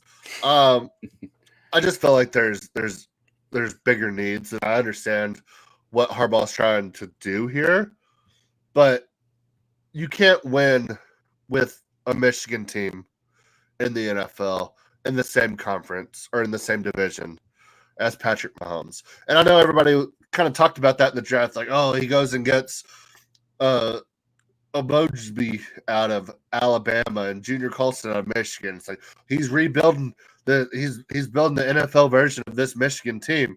And it's like that won't work when you're playing Patrick Mahomes twice a year. That won't work when you have CJ Stroud in your conference. That won't work when you got Joey B and Jamar Chase in your conference. That won't work when you got Josh Allen just pressing all the buttons, doing backspins and flips over you. That don't work with a 2-time MVP Lamar Jackson in your conference. Like, I don't hate the draft by any means. I mean, I think Joe Alt, Ladd McConkey, I think great picks. But after that, this idea of like building a bully, and when you have so many more glaring needs, I mean, I think their defense has been often injured, but I think the pieces are there to where you didn't have to go interior D-line, corner, and then take flyers on wide receivers at the end of the draft. I mean, I think it should have been the other way around. I think you should have gone for wide receiver talent earlier with a guy like Justin Herbert on your team who has the ability to keep up with some of these other offenses in the AFC. So I got to give him a C-. So I do love Joe Alt. I like the first 3 picks a decent amount. I will knock Junior Colson for being a linebacker some, but he was probably my favorite linebacker in this class after I factored in injuries for Peyton Wilson, because Colson is really natural in coverage. Like he really has a good feel for the route concepts developing behind him and for the space that he needs to occupy to take those away, which I think is something that gets really underrated with linebacker evaluation. And then Ladd McConkey, I think, was a really strong pick at 34 as long as his back checked out, because I believe he had back injuries at Georgia last year. But where it starts to turn on me some, Justin Igby, I just did not see it with him. I do not. That's the guy he probably recruited. Yeah, I just think this is a big reach. I didn't see anything on his tape that I was overly impressed with. He controlled the gap well enough that you felt okay with him in run lanes, but like at 105, I think there was other talent there that would have filled more pressing needs for them. I can't really speak on Tarheeb still. Based on the consensus board, that was a massive reach. Cam Hart, I think Cam Hart's going to be starting for them as long as he's healthy sooner than later. I love Cam Hart's tape. I think he's an outstanding corner. And Kamani Vidal, I think has a real chance to take some carries in the backfield for them. And then Brendan Rice was fine. They have J.K. Dobbins and Gus Edwards. Yeah. If J.K. Dobbins could stay healthy, he could be something, but I mean, it seemed like I think Vidal's going to get a injured. Chance to, like, if you're in dynasty leagues, I would consider Vidal in the late in your draft because, like, I think he has a real chance to get on the field. And Brendan Rice is, I don't know, it feels like it's a 7th round pick. I don't think there's anything there besides being Jerry Rice's son. And Cornelius Johnson, I didn't watch. Ultimately, I'm giving this a B, mainly because of the linebacker and Ebo Igby. A B plus, because I really think Cam Hart was a major steal for them here. I really like him, unless there's a major injury concern. I think that was an awesome pick, and that one really adds a lot of value to me. So I'm giving him a B plus. Okay. That's it for draft grades. That is it for draft grades. Let's see. You can't really see it now that I'm that zoomed out, but those are our draft grades. Yeah, we got to put this up on the Twitter. People love it. Let's do it right now. Alrighty. Before I forget. Well, I got to go check on the kid, so I'll be right back if you want to close us out, buddy. All right. Thank you guys for listening, watching, however you consume the podcast. We really appreciate you guys. Make sure to jump in the comments anytime we're online, and we'll chat it up with you guys. Please make sure to like the video if you're on YouTube.